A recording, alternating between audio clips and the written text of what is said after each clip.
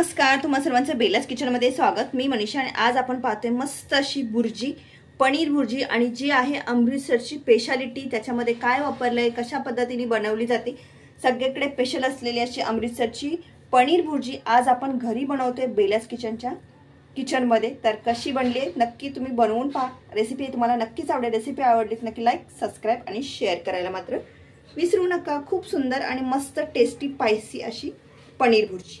इथे आपण 2 चम्मच तेल घातले आणि तेल ही आपलं गरम झाले।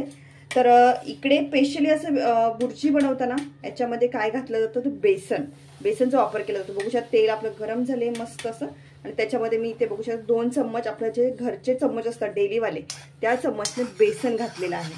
हे बेसन काय करायचं मस्त असं तेलात भाजून घ्यायचं।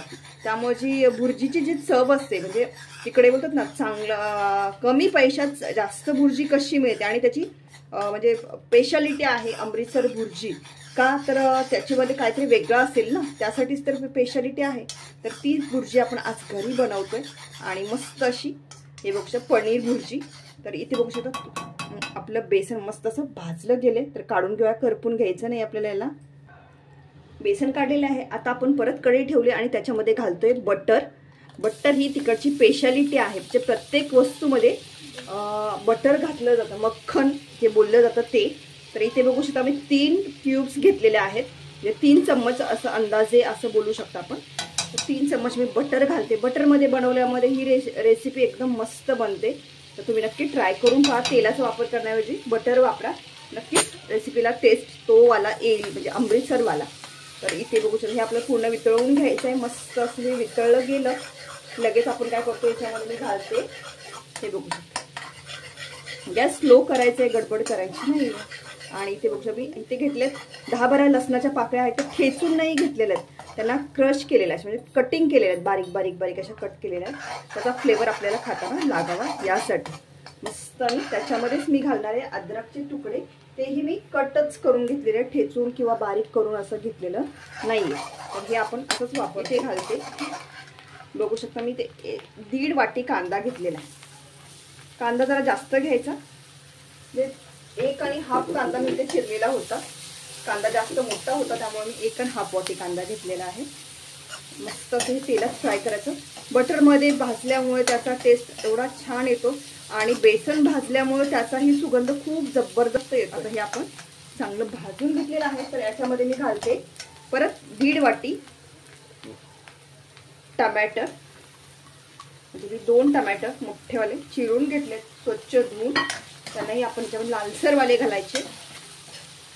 हे बघू शकता मस्त। गॅस आता मी थोडा स्लो होता तो वाढवलेला आहे, मीडियमवरती ठेवून दिला।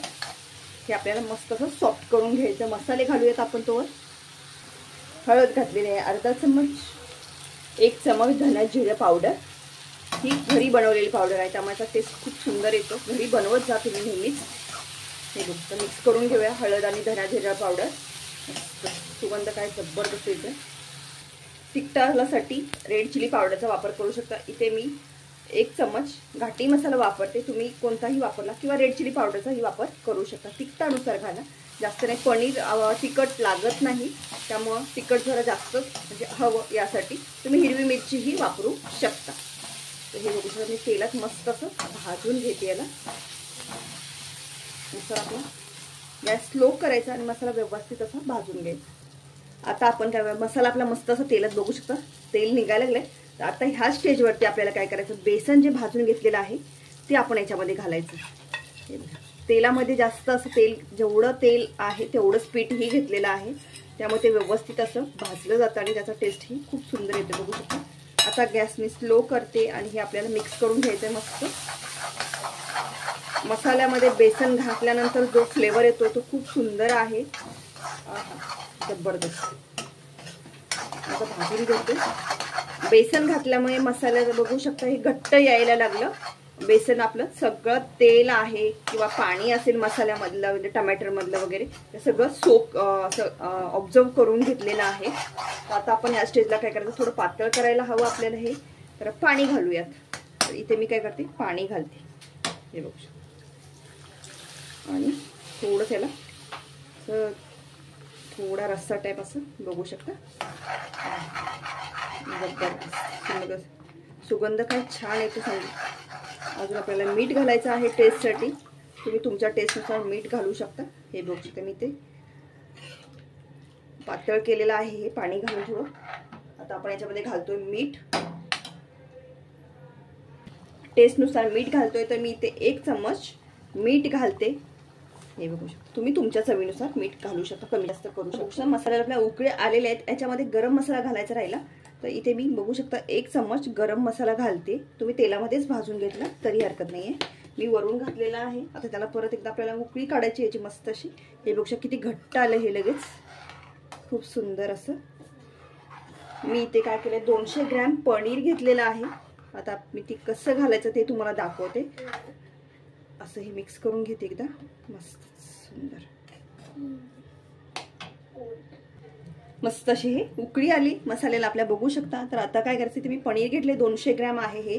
तर हे जसं आपल्याला हे बारीक करून नाही घालायचं, हे जसं आहे तसं हे बघू शकता असं लांबडं घालायचं. म्हणजे जसं ह्याचे काप आहेत ते बघू शकता लांब पडले पाहिजे तसे, असं करून घालायचं. हे सगळं पूर्ण खिसून घेते मी बघू शकता असं. मस्त असं हे पनीर भुर्जी तयार होती आपली. काय लागणार आहे टेस्ट. याच्याबरोबर तुम्ही गरम गरम फुलके किंवा नानची रोटी चपाती ट्राय करू शकता, खूप सुंदर लागतात. बघू शकता हे मस्त असं भुर्जी आपली तयार झाली. मस्त असं हे किसून घेतले आणि त्याला काय करतो आपण एक वेळ मिक्स करून घेऊया. मस्त अशी आपली भुर्जी जी अमृतसरी भुर्जी आहे ती आपली रेडी झाली. मस्त अशी मिक्स करून घेऊया. आणि भुर्जी करताना पनीर आहे ते जास्त शिजवायचं नसतं. हे पटकन असं म्हणजे भाजी शिजल्यानंतर लास्टला घालायचं आणि लगेच सर्व करायला घ्यायचं. गरमागरम भुर्जी आपली तयार होते. अगदी घट्ट नाही, अशी थोडी रगडा टाईप असते ती, त्यामुळे ती खातानाही खूप सुंदर लागते. आपली भुर्जी आपण बनवतो ती ही रेसिपी तुमच्या लवकर शेअर करेल वेगळ्या पद्धतीची, जी आपली नॉर्मली भुर्जी असते ती. आज आपण स्पेशली बनवली आहे अमृतसरी भुर्जी. तर याच्यामध्ये आता जाणार आहे फ्लेवरसाठी मस्त असं कस्तुरी मेथी, गार्निशिंगसाठी थोडीशी कोथिंबीरवर. मस्त अशी आपली भुर्जी रेडी झाली. गरमागरम सर्व करून घ्या. रेसिपी कशी वाटली कमेंट्स करून सांगा. आवडल्यास लाईक सबस्क्राईब आणि शेअर करायला विसरू नका.